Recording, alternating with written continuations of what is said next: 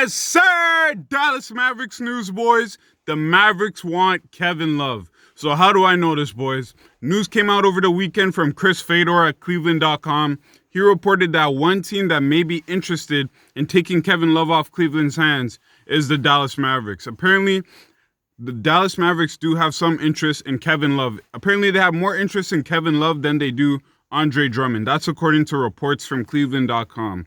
Now, that asks the question, why would the Mavericks want Kevin Love, boys? Well, I can think of a couple reasons off top. We're going to go over why they would want him, plus what are the cons of getting Kevin Love. So why the Mavericks would want Kevin Love? A couple reasons, boys. First of all, the Mavericks are 5th in overall rebound percentage in the NBA.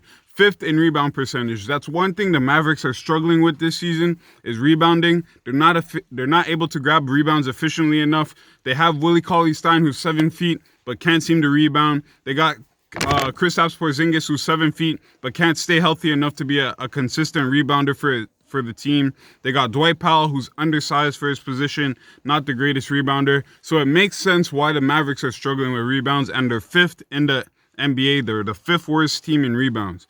Bringing in a guy like Kevin Love would help alleviate some of those problems because for his career, Kevin Love averages about 11 rebounds. We all remember back in Minnesota when Kevin Love would put up 30 points, 20 rebound games on his back, like no problem. So we know Kevin Love has rebounding ability. Due to his injuries and stuff, he's not going to be able to rebound at that same Minnesota level. But I think what we can expect from Kevin Love in terms of rebounds, if the Mavericks were to get him where maybe 8 rebounds a night, I think that's something that's reasonable to expect for a guy like Kevin Love. So I would understand why the Mavericks want to bring in Kevin Love for his rebounding ability. Another reason why the Mavericks wouldn't mind bringing Kevin Love is because of his three-point shooting ability.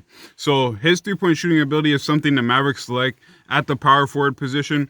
Right now, the Mavericks are the 5th worst NBA team in three-point percentage. They're the 5th worst shooting team when it comes to three-point shooting in the NBA. That's not going to get it done in the playoffs. The rebounding is an issue. The three-point shooting is an issue, especially because the Mavericks pretty much live and die off the three-pointer. All their offense is generated from Luka creating the offense, driving, and then kicking out to open shooters, expecting them to hit those shots. So having the 5th worst three-point percentage in the NBA is not going to get it done in the playoffs. Bring in Kevin Love, a guy who's averaged 38% from three for his career at the power forward position, sometimes playing the center. It makes sense why the Mavericks will want to bring him in, put him beside a guy like Kristaps Porzingis. But this is why we have to get into the cons, boys, because one of the biggest cons with bringing in a guy like Kevin Love is, well, first of all, his contract. Kevin Love is signed to a max contract, and he's still owed 3 years worth of that max contract. So this season, the next season, and the following season, he'll be making $30 million. I don't think that the Mavericks' best decision right now, if they're trying to build a team around Luka, is having a Kristaps Porzingis on a max contract, having a Kevin Love on a max contract. Two big men that just cannot seem to stay healthy. Both have very lengthy injury history, cannot seem to stay on the court. The main thing the Mavericks need right now is someone that they can rely on next to Luka to be there in the playoffs every single night. Right now, we can't say that about Porzingis, as we saw last year. When he was healthy, he was a great addition to the team, but his injuries just hampered him and couldn't keep him in the playoffs long enough like they needed him. So we don't want to compound that issue by bringing in a guy like Kevin Love, who has the same injury history as a guy like Kristaps Porzingis. I mean, let alone Kevin Love only played 20 games last year. He's only played 2 games this year. Last year, he was dealing with a foot injury. This year, he's dealing with a calf injury. I just don't see the logic for why the Mavericks would want to bring in a guy like Kevin Love to compound. And they're already dealing with a guy with injury history at the big man with Kristaps Porzingis.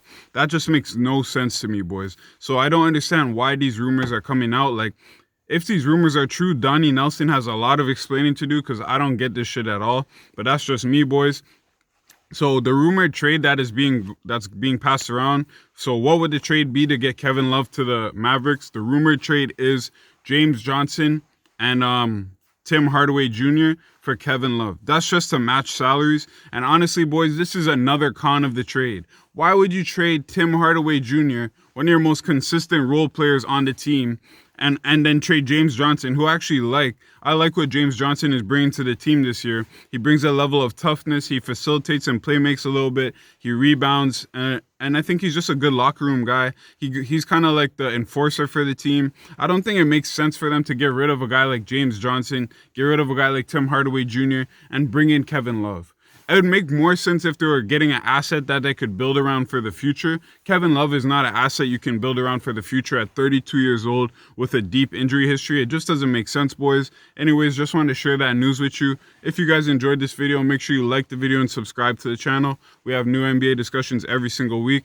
Let me know what your thoughts are on this trade in the comments. Let's have a discussion about it. Have a good day, boys. Peace.